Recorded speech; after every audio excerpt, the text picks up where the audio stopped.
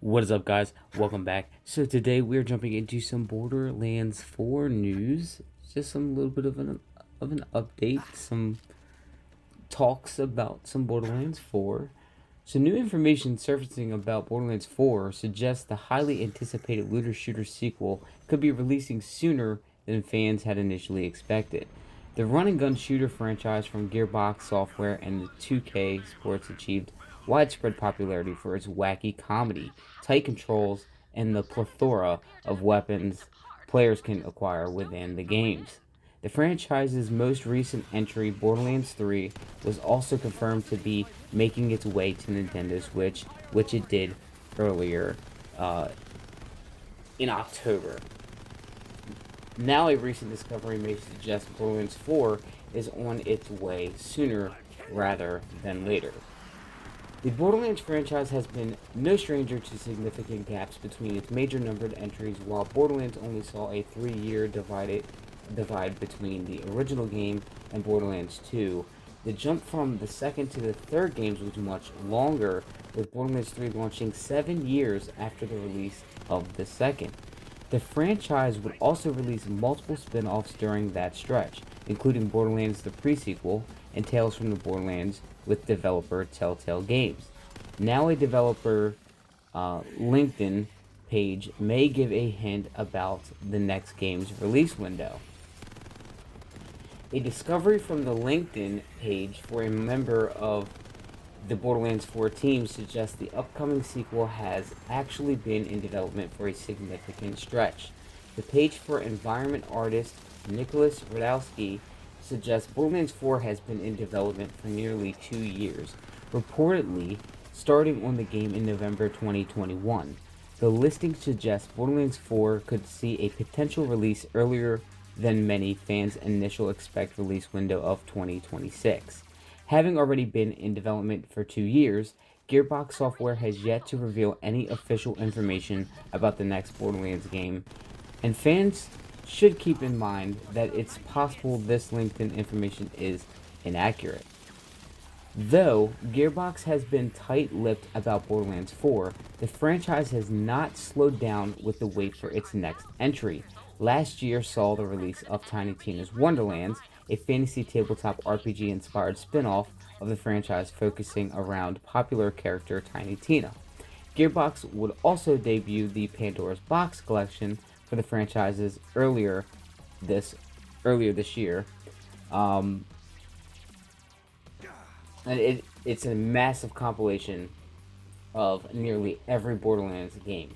Actually, every Borderlands game except for Wonderlands, because technically that is a separate franchise at this point. Borderlands 3 even joined in the festivities of the compilation's release, receiving an update adding new Vault Hunter heads, skins, and plenty more. While fans wait for more news about Borderlands 4, the franchise already has another major project in the works for the next year. Lionsgate's film adaptation of the Borderlands franchise is expected to debut next summer with Kevin Hart and Jack Black as prominent names in the main cast among others. The film is set to be in an alternate retelling of the first Borderlands game, featuring the original group of Vault Hunters as its leads. Borderlands 4's potential earlier release window and the Borderlands movie should spell an exciting time to come for fans of the franchise. Now, even though I really did love Tiny Tina's Wonderlands, it did offer a very different take on the Borderlands series. With a world emulating Tina's unique brand of storytelling and violence, the title's fantasy aesthetic and independence from the Borderlands trilogy created room for series developer Gearbox Software to experiment with changes to the gameplay and narrative. Borderlands 4 can improve upon these changes down the line, as Tiny Tina's Wonderlands was the best Borderlands launch in years, according to publisher Take-Two Interactive. Tiny Tina's Wonderlands further cemented its value to the Borderlands series by improving upon the overall gameplay loop and combat mechanics from prior entries.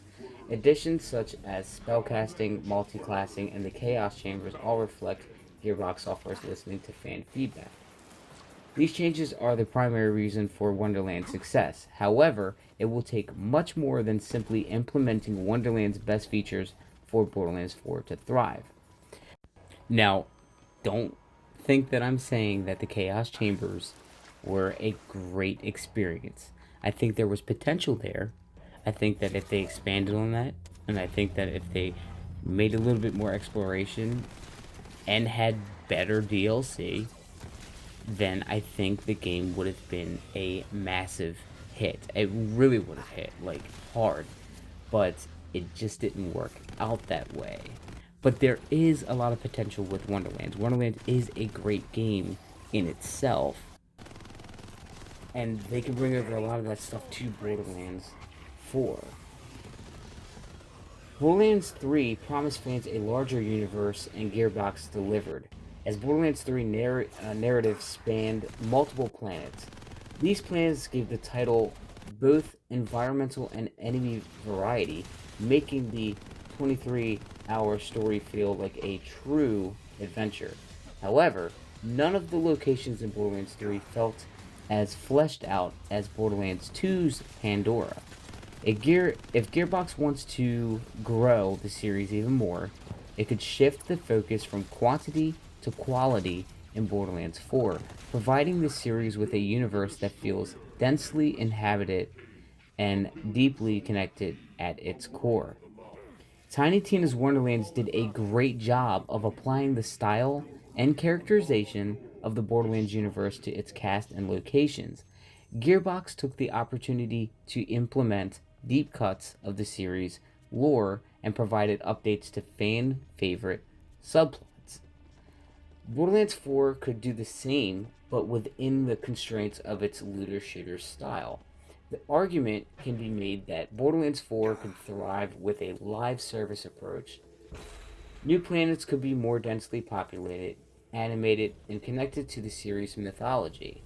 Characters from past titles could show up with appropriate and provide meaningful story updates in addition to the new look typically found in sequel installments. Tiny Tina's Wonderlands was embraced by many fans due to its unique combat and fantasy storytelling. No single mechanic did a better job for combining the two than spellcasting. Tiny Tina's Wonderlands replaced grenades with a spell slot, giving Fate Makers a wide array of damage, status element, chain, and recovery options while engaged in combat. Players could shoot multiple elements at once, with randomized status effects and additional perks, helping spells to add versatility to a player's weapon and armor build.